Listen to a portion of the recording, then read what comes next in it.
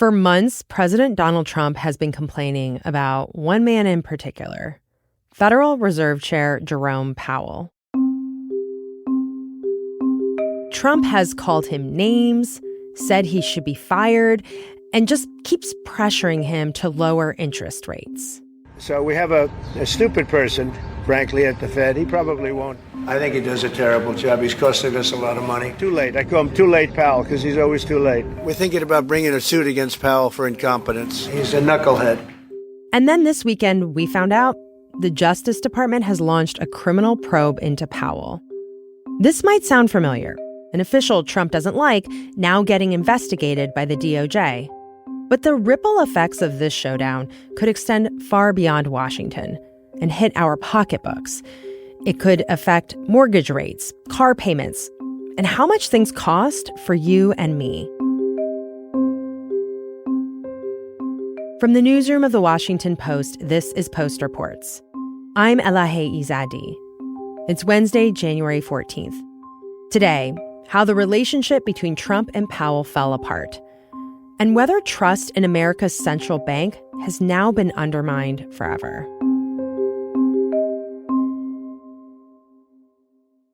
Hey, Andrew, thanks for joining me in the studio today. Oh, you're welcome. Thanks so much for having me again. There has been so much going on with the Fed. I kind of think of you as the Fed whisperer. And I want to talk to you about what is happening with this agency. But before we get to all of that, on Sunday, the Federal Reserve itself published this video clip from the Fed Chair, Jerome Powell. Sometimes we call him Jay Powell. And I want to play some of it here. So let's just listen to some of the things that Powell said in that video.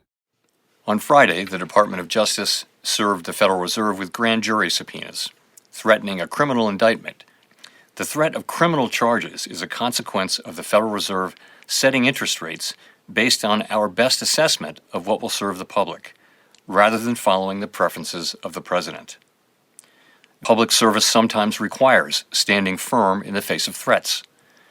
I will continue to do the job the Senate confirmed me to do, with integrity and a commitment to serving the American people. So, Andrew, where were you when this video came out? Where were you when you first watched it? I was upstairs in my office at home, and I was surprised. I have actually been following the Fed for years, and I've been covering monetary policy at the Post since the fall of 24, and Powell has never once really engaged in the broadsides or the attacks from the president. Mm-hmm. And so to hear this was kind of shocking. There was a criminal investigation of some kind that he apparently was the target of. This is how we're finding out from this video. Yeah. And he was reacting. He was saying that this is all about undercutting our independence and attacking us for not setting interest rates the way the president wants. It sounds like what you're saying is this is not in character for what you've expected of Powell thus far. What kind of Fed chair is he? Can you tell me a little bit more about who he is? So he's not an economist. He sort of broke this string of consecutive economists who were tapped to be Fed chair. He's a lawyer by training. When I was watching that video, to be honest, he looked like this angry grandpa, kind of, right? Yeah, totally. He has this sort of everyman persona. I mean, he's very straightforward in these press conferences that he does about every 6 weeks. He takes press questions at the end of every policy meeting where they set interest rates. He's been asked probably once every meeting by the press, something about Trump. And just a quick follow-up. President-elect Trump has been critical of your performance. Any concern about his influence on the Fed's independence? I'm not going to get into any of the political things here today, but thank you. He says, I don't have anything for you today on that. I mean, there was one time last year, I think it was my first FOMC meeting. The FOMC is the Federal Open Market Committee. It's the policy committee that sets interest rates. Trump had been reelected, and there was some reporting that they were thinking about trying to fire Fed officials from their leadership positions, trying to demote them or fire them. And he got asked about that by Victoria Guida at Politico. Some of the president-elect's advisors have suggested that you should resign. If he asked you to leave, would you go? No. Can you follow up on, do you think that legally you're not required to leave? No. It was just very flat. Yeah. And then I followed up to that question. It kind of it was my only viral thing from covering the Fed. Do you believe that the president has the power to fire or demote you, and has the Fed determined the legality of a president demoting at will any of the other governors with leadership positions? Not permitted under the law. And the guy next to me kind of moved, and I couldn't hear him, and I said, what? Not what? Not permitted under the law. Thank you. Like very, I don't know how you would Forceful. describe that. Very forceful, very forceful. I mean, he had not engaged since then. Throughout the last year, Trump has repeatedly attacked him. Trump has called for lower rates. Trump has threatened to fire Powell. Trump has tried to fire another sitting Fed governor. Trump has installed a sitting economic advisor on the Fed board. Throughout all of that, Powell did not push back publicly. So this is sort of the most dramatic pushback that we're seeing from Powell. Absolutely. And I think it had more rhetorical power because he had been effectively publicly silent for so long, that to see him go out swinging like that, I think was very forceful. So I do want to get further into this feud. Maybe it's one-sided feud between Trump and Powell. But before we go any further, I do think it is helpful at this point to just stop for a moment, do a little bit of Federal Reserve 101 for those of us who might not be thinking about the Fed every day like you. In the most basic terms, Andrew, what is the Fed's job? So the Fed basically has two mandates. Congress established the Fed about 112 years ago, and their mandates are for stable prices. They've interpreted that to mean inflation doesn't around 2%, not above 2%, and full employment. Basically, their job is to ensure that there are plentiful jobs and that price level is relatively stable. There's very little inflation. So then they set monetary policy to meet those objectives. Yeah. They set interest rates. They're really short-term interest rates, but they trickle through the economy and they influence what we pay for mortgages, car loans, or other types of borrowing. One other question I have about the Fed, people often talk about the Federal Reserve as needing to act independently. Is that set in law? Like when we say the Fed's independence, like where is the origin of that? Yeah, it's sort of a mixture of law and sort of practice over the decades, and recent presidents haven't really wanted to mess with it. Basically, since the Clinton administration until Trump, you didn't really see presidents attacking the Fed. Before that, you did. Nixon sort of famously pressured the Fed chair at the time for lower rates before the 1972 election. It's sort of a cautionary tale within Fed world because the chairman at the time kind of gave in to the president. He thought the president was a good friend of his. And it kind of fueled the inflation that you had for the next decade. And it took very painful steps from subsequent Fed chairmen, from Paul Volcker, to kind of bring down inflation. That's sort of the cautionary tale where if you're a Fed chairman now, you want to be independent. You don't want to be susceptible from pressure from the president. In the modern economy, if the markets think that the Fed is going to be responsive to short-term political pressures from the president or other politicians, they're going to expect inflation to be a little higher, and that means they're going to demand higher yields. So it makes everything more expensive, basically, for everyday people if the markets don't have confidence in the Fed's ability to tackle inflation.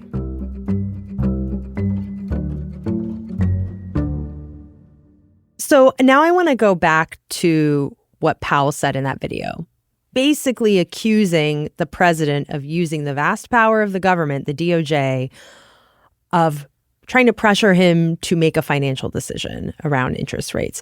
What has Trump said about that accusation?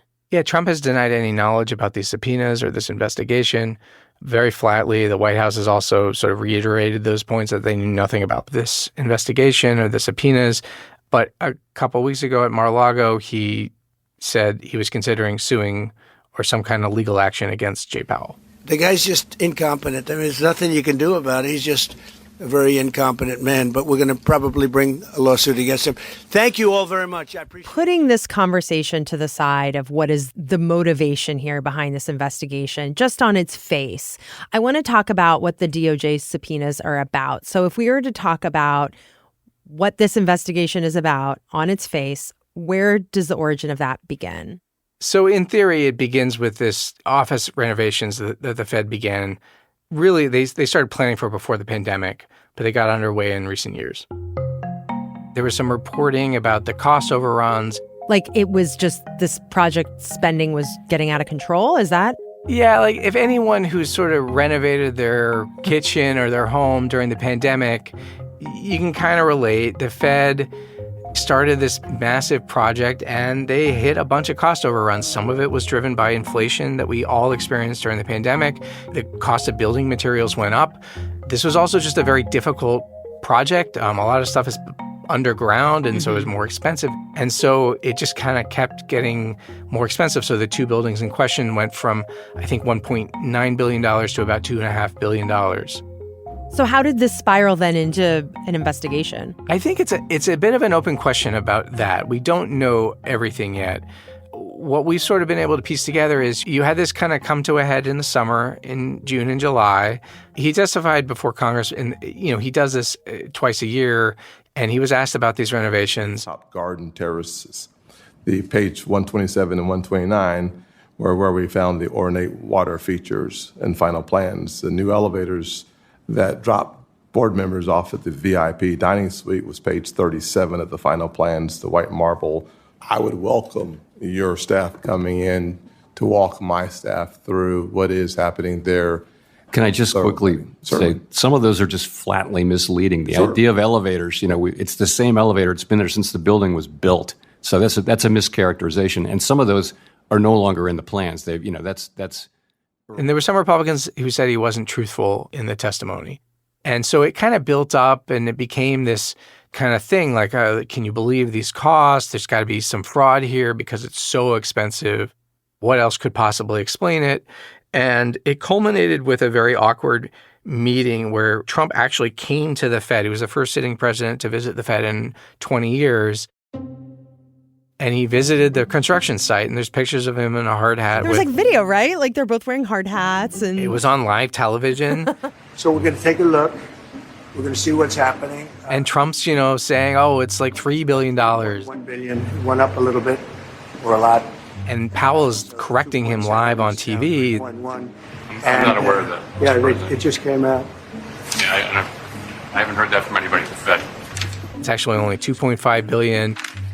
Yeah, you just added in a third building is what that is. That's a third building. Well, no, but it's a building that's being built. No, it was built 5 years ago. And it actually, I think it could have been kind of a dumpster fire for the Fed, but Trump was kind of very polite, and he said, he even said, I like Jay, and he's a good man, and this project shouldn't have happened, but now that it's happened, it needs to be finished, that kind of thing. Because it looks like it's got a long way to go. Yes, sir. So.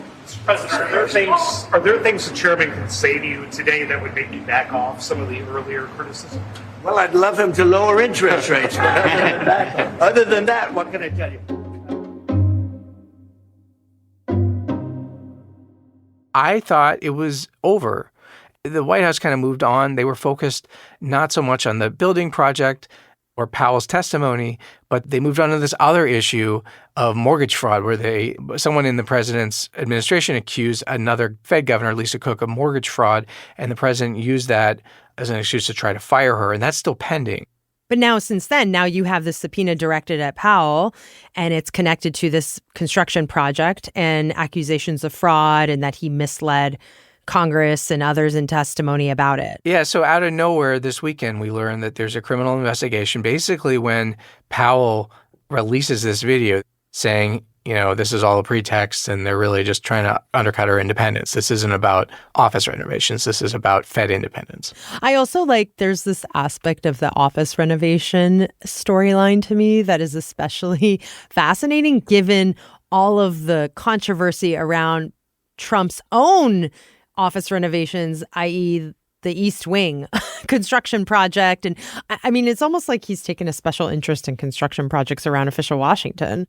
I think that's one of the reasons why we thought this went away, because it was almost like too on the nose for the White House to be bullying the Fed over office renovations when they've got this massive project. The thing about the Fed is they're all kind of rule followers. I think they've been fairly transparent about disclosing the project, disclosing the cost. They went through a couple of regional or local review boards to approve the architecture and the planning. They went through that process. I don't think initially the White House was going to do that for the East Wing. I think they are doing that now. Well, I mean, they tore the building down before any of that happened. So yes, they tore the building down and nobody knew what was happening. Yeah.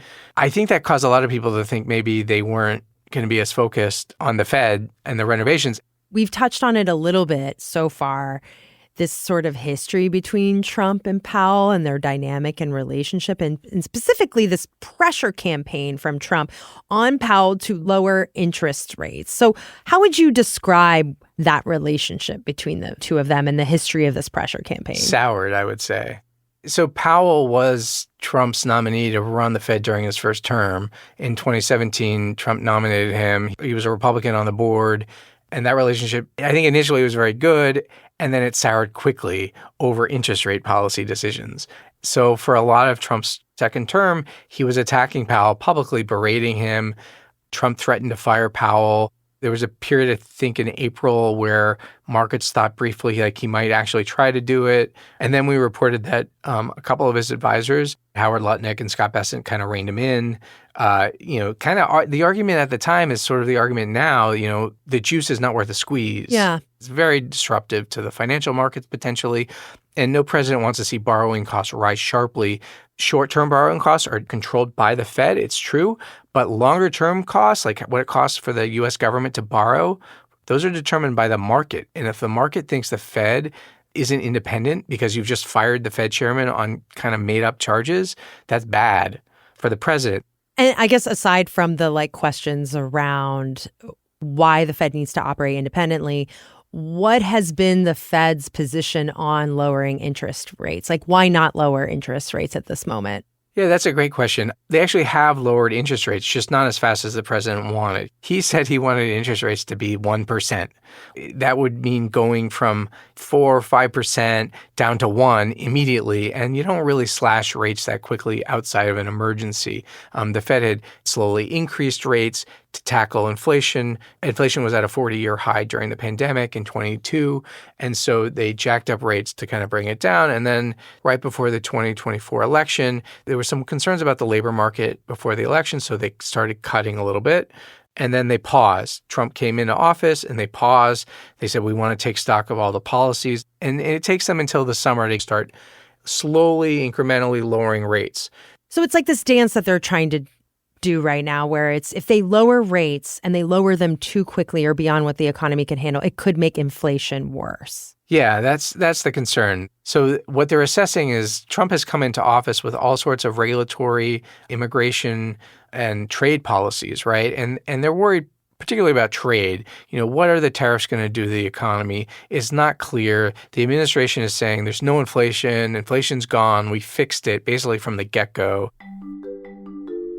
But it takes a while for the tariffs to kind of trickle through the economy. Some of them were announced and they were taken away, or they were reintroduced and halved, or they were imposed but delayed. And all of that had an effect on prices, and the Fed wanted to take a beat to see if inflation picked up, if it was one time. Yeah. Some people were worried, though, the way they were implementing the tariffs, it was like the metaphor that Powell used was you're driving in the fog. And so are you going to stop the car and get out? Maybe not, but you might slow down. And that's kind of what they did.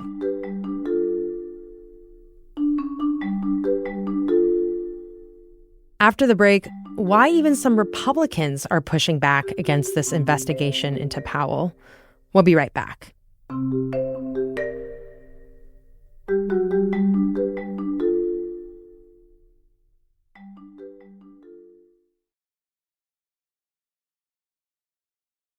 There's this other element of this, Andrew, that stands out to me, which is it's not exactly surprising that Trump is turning on people he once supported, or even seeing the DOJ launching investigations into people that Trump has perceived as enemies or has blatantly called for investigations into.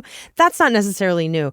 But when we're just talking about the implications of this showdown between the Fed chair, the Fed chair could be prosecuted by the DOJ. What are the implications for the economy for the rest of us of this showdown? The implications are that we end up with a Fed that's not independent, and that causes the markets to react poorly. The stock market goes down, the value of the dollar goes down, inflation goes up. It costs more to borrow. The government needs to pay investors more because they're worried about inflation never being fully vanquished. There was a mini freak out in the markets Monday morning, but it subsided pretty quickly. I think the investors saw some of the responses, especially from Senate Republicans, and they thought this may not go that far. Let's talk about the response from lawmakers. How would you describe how Congress has digested this showdown? That was also a surprise for me. To be totally candid, I've been following this for a while now, and Trump will do something kind of surprising, attacking the Fed or try to fire a Fed governor. And, we've sort of heard behind the scenes that some Republicans didn't really like it, but they didn't really object publicly. They just kind of went with it. And that is not what you saw this week. You saw a number of Republicans say, either come to Powell's defense and say, I've known Jay Powell for a long time. I don't think he did anything criminal here. Or you saw even more stronger reaction from some people. Senator Tom Tillis, he's a Republican from North Carolina who's on the banking committee that oversees the Fed. And he said he's not going to support another Fed nominee until this is cleared up. Could he stop any nominee because he's on the banking committee? He has a lot of leverage, yeah. Because of the partisan split in the committee, it's much harder for them to get a nominee out if they lose just one Republican. So Powell's term as the Fed chair is set to expire in just a few months in May. Who is likely to replace him, and do you expect that person to have a similar dynamic with Trump? So the most likely candidates, the people who are seen as the front runners, are two Kevins are the most likely front runners. That sounds like a nice movie. Yes. Your next Fed chairman is probably going to be Kevin. So there's Kevin Warsh, who is a former Fed governor. He has a rapport with the president. He's wanted to be chair for a while and was sort of a runner-up the last time when Trump picked Powell. The other Kevin is Kevin Hassett, who is sort of this longtime Trump economic advisor. I think he's the longest-serving economic advisor to Trump outside of maybe Peter Navarro, his trade advisor. And he's sort of figured out the magic formula to kind of stay within Trump's good graces. There aren't that many people who stick around with him for a while. Hassett was in both terms. And so, he sort of was a conventional Republican economist. He also was a Fed staffer. He was seen until this week as the front runner. And so then if either of these Kevins end up confirmed, I guess one of the concerns would be, would they sort of do Trump's bidding if what Powell is alleging is really what's taking place, which is the president bullying him into doing what he wants? Yeah, I mean, that's the question, right? We've been closely following this sweepstakes, and the concerns that people have are that, Hassett, he's done a 180 on so many positions. He's done a 180 on trade, on immigration, on climate. He took climate change seriously. And last year at a dinner, he was sort of making fun of windmills the same way Trump does in front of a room full of economists. And a lot of them that I talked to were kind of surprised. He has changed so many positions to align with Trump that it has raised questions with several Fed watchers. Is this guy going to actually act independently, or is he just going to do what Trump wants? Anybody who he picks, even if it isn't Kevin Hassett, is going to face this question because Trump has been so aggressive in arguing for lower rates and saying that he knows better than the Fed and being litigious about it. That's interesting. It's almost like it's now, no matter who steps into the role, what has happened thus far has created this aura of whatever this person does, have they been pressured? Are they responding to the pressure? Because there's so much pressure. Yeah. I think if you talk to analysts, Fed watchers, people who are there now or were, former Fed people, they would agree with that. I think the other way to see it, though, and I think this is important, is that the Fed chair is the face of the Fed, but he's just one vote technically on the committee that sets interest rates. There are a total of 19 people who participate in the meeting, and there's 12 who vote at any given meeting. I mean, you typically have people who respect the chairman. They'll kind of follow his lead, and these are generally pragmatic people. And so the Fed isn't just whoever replaces Jay Powell. It's this sprawling system, and whoever replaces Jay will face skepticism. Are they truly independent? That actually could make it harder for them to be accommodative, to lower rates. Because if the market thinks you're not serious about tackling inflation and you lower rates, rates may go up. It may, if you lower short-term rates, but the market doesn't think you're credible, they may demand a higher premium because they think inflation longer term is going to go up. And so what's next for Powell? Like we said, his term is up in May. Is he going to stick around? That's a big question. I think The people that we talked to this week kind of think that it's a much higher chance that he does stick around now. Like on the board, like he can stay on the board. Yeah, so he's actually has 2 terms. He has a term as chairman and he has a board term. The board term doesn't expire until 2 years from now, basically. He won't be chairman after May probably, but he can decide, look, like the president's trying to undermine the independence of the Fed.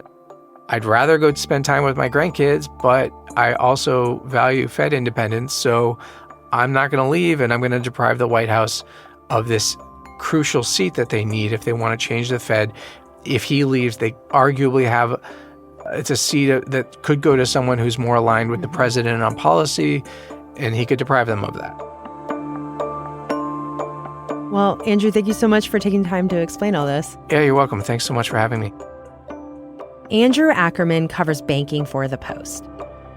That's it for Post Reports. Thanks for listening. Today's show was produced by Emma Talkoff. It was mixed by Sean Carter and edited by Ariel Plotnick. If you're looking for the latest updates on the big news of the day, check out our morning news briefing, The 7. We bring you the 7 stories you need to know about every weekday morning by 7 a.m. And you can listen to it wherever you listen to podcasts. I'm Elahe Izadi. We'll be back tomorrow with more stories from The Washington Post.